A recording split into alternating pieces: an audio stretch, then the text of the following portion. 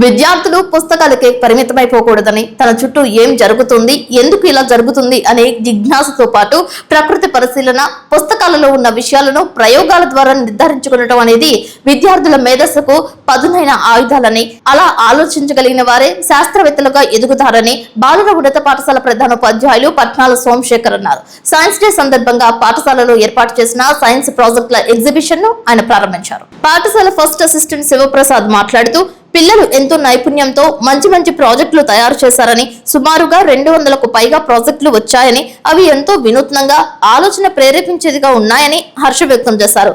ఈ సందర్భంగా వారు పోటీలలో పాల్గొన్న విద్యార్థులను అభినందించారు.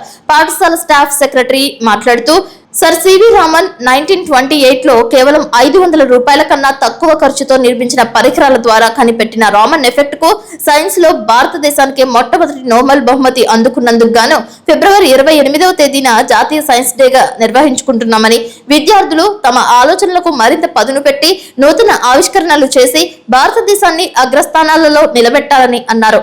ఈ కార్యక్రమంలో సైన్స్ ఉపాధ్యాయులు పూనెం రాంబాబు, సుందరీదేవి, అనురాధ, విజయ్ కుమారి, మధుసూదనాచార్యులు, రజని, వెంకటరామయ్య, పాపమ్మ, రిజ్వానా పాల్గొన్నారు. పిల్లలను ప్రోత్సహిస్తూ ప్రయోగాలు చేయించారు. ఉత్తమ సైన్స్ ప్రాజెక్టుల ఎన్నికలకు న్యాయ నిర్ణేతలుగా ఎంఏ నబీ, IVSRK ప్రసాద్లు వ్యవహరించారు.